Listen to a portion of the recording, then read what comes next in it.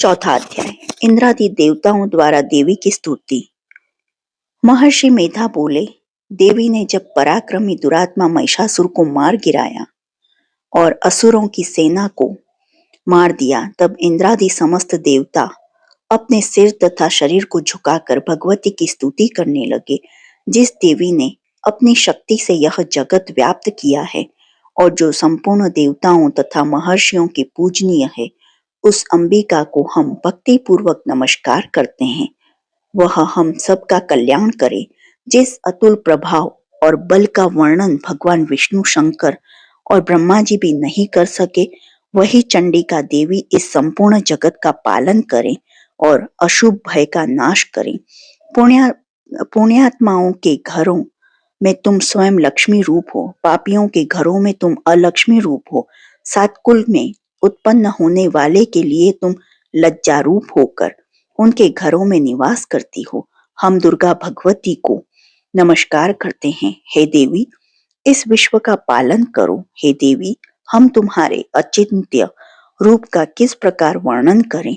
असुरों का नाश करने वाले भारी पराक्रम तथा समस्त देवताओं और दैत्यों के विषय में जो तुम्हारे पवित्र चरित्र हैं, उनका हम किस प्रकार वर्णन करें। हे देवी, त्रिगुणात्मिका होने पर भी तुम संपूर्ण जगत की उत्पत्ति का कारण हो। हे देवी, भगवान विष्णु, शंकर आदि किसी भी देवता ने तुम्हारा पार नहीं पाया। तुम सबकी आश्रय हो। यह संपूर्ण जगत तुम्हारा ही अंश रूप है, क्योंकि तुम सबकी आदिभूत प्रकृति हो। हे देवी, तुम्हारे जिस नाम के उच्चारण से संपूर्ण यज्ञों में सब देवता तृप्ति लाभ करते हैं, वह स्वाहा तुम ही हो। उसके अतिरिक्त तुम पितरों की तृप्ति का कारण हो, इसलिए सब आपको स्वधा कहते हैं। हे देवी, वह विद्या जो मोक्ष को देने वाली हो, जो अघिन्य महाज्ञान स्वरूपा है, तत्वों के सार को वश में करने वाले, संपूर्ण दोषों को दूर करने वाले, मोक्ष की इच्छा वाले मनीजन जिसका अभ्यास करते हैं, वह तुम ही हो। तुम वाणी रूप हो और दोष रहित ऋग तथा यजुर्वेद की एवं उद्गीत और सुंदर पदों के पाठ वाले शामदेव की आश्रय रूप हो। तुम भगवती हो। इस विश्व की उत्पत्ति एवं पालन के लिए तुम वार्ता के रूप में प्रकट हुई हो।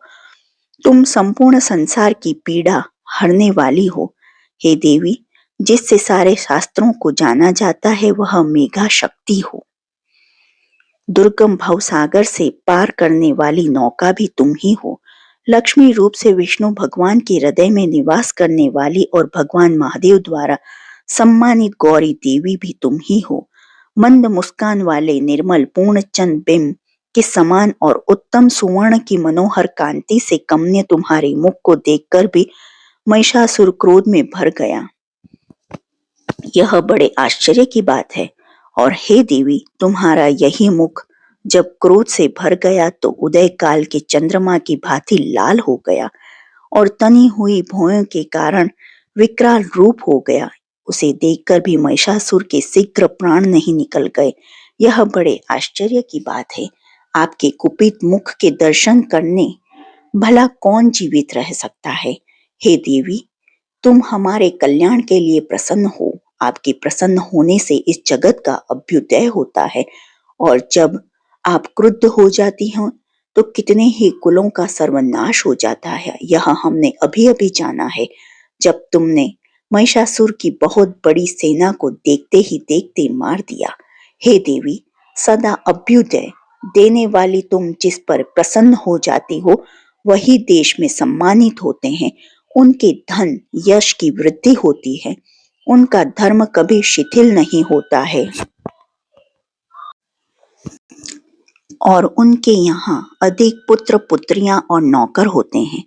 हे देवी, तुम्हारी कृपा से ही धर्मात्मा पुरुष प्रतिदिन श्रद्धा पूर्वक यज्ञ करता है और धर्मानुकूल आचरण करता है और उसके प्रभाव से स्वर्ग लोक में जाता है, क्योंकि तुम तीनों लोकों में मनवांछित फल देने वाली हो। हे माँ दुर्गे, तुम स्मरण करने पर संपूर्ण जीवों के भय नष्ट कर देती हो और स्थिर चित्त वालों के द्वारा चिंतन करने पर उन्हें और अत्यंत मंगल देती हो। हे दरिद्र दुख नाशिनी देवी, तुम्हारे सिवा दूसरा कौन है? तुम्हारा चित्त सदा दूसरों के उपकार में लगा रहता है। हे देवी, तुम शत्रुओं को इसलिए मारती हो कि उनके मरने से दूसरों को सुख मिलता है। वह चाहे नरक में जाने के लिए चिरकाल तक पाप करते रहे हों, किंतु तुम्हारे साथ युद्ध करके सीधे स्वर्ग को जाएं, इसलिए तुम उनका वध करती हो। हे देवी, क्या तुम दृष्टिपात मात्र से समस्त असुरों को भस्म नहीं कर सकती? अवश्य ही कर सकती हो, किंतु तुम्हारा शत्रुओं को शस्त्रों के द्वारा मारना इसलिए है कि शास्त्रों के द्वारा मरकर वे स्वर्ग को जाएं। इस तरह से हे देवी, उन शत्रुओं के प्रति भी तुम्हारा विचार उत्तम है। हे देवी, तुम्हारे उग्र खड़ग की चमक से और त्रिशूल की नोक की कांति की किरणों से असुरों की आंखें फूट नहीं गईं। उसका कारण यह था कि वे किरणों के शोभायमान तुम्हारे चंद्रमा के समान आनंद प्रदान करने वाले सुंदर मुख को देख रहे थे। हे देवी, तुम्हारा शील बुरे वृतांत को दूर करने वाला है और सबके अधिक तुम्हारा रूप है, जो न तो कभी चिंतन में आ सकता है और न जिसकी दूसरों से कभी तुलना की हो सकती है। तुम्हारा बल व पराक्रम शत्रुओं को नाश करने वाला है। इस तरह तुमने शत्रुओं पर भी दया प्रकट की। हे देवी, तुम्हारे बल की किसके साथ बराबरी की जा सकती है, तथा शत्रुओं को भय देने वाला इतना सुंदर रूप भी और किसका है? हृदय में कृपा और युद्ध में निष्ठुरता, यह दोनों बातें तीनों लोकों में केवल तुम ही में दिखने में आई है। हे माता, युद्ध भूमि में शत्रुओं को मारकर तुमने उन्हें स्वर्गलोक में पहुंचाया। इस तरह तीनों लोकों की तुमने रक्षा की है तथा उन उन्मत्त असुरों में से जो हमें भय था उसको भी तुमने दूर किया। तुमको हमारा नमस्कार है। हे देवी, तुम शूल तथा खड़ग से हमारी रक्षा करो तथा घंटे की ध्वनि और धनुष की टंकोर से भी हमारी रक्षा करो। हे चंडी की, आप अपने शूल को घुमाकर पूर्व, पश्चिम, उत्तर तथा दक्षिण दिशा में हमारी रक्षा करो। तीनों लोकों में जो तुम्हारे सौम्य रूप है तथा घोर रूप है, उनसे हमारी रक्षा करो तथा इस पृथ्वी की रक्षा करो। हे अंबिके, आपके कर पल्लवों में जो खड़ग, शूल और गदा आदि शस्त्र शोभा पा रहे हैं, उनसे हमारी रक्षा करो। महर्षि बोले कि इस प्रकार जब सब देवताओं ने जगत माता भगवती की स्तुति की और नंदवन के पुष्पों तथा गंध अनुलेपों द्वारा उनका पूजन किया और फिर सबने मिलकर जब सुगंधित व दिव्य धूपों द्वारा उनको सुगंधित निवेदन किया, तब देवी ने प्रसन्न होकर कहा, हे देवताओं, तुम सब मुझसे मनवांछित वर मांगो। देवता बोले, हे भगवती, तुमने हमारा सब कुछ कार्य कर दिया। अब हमारे लिए कुछ भी मांगना बाकी नहीं रहा, क्योंकि तुमने हमारे शत्रु महिषासुर को मार डाला है।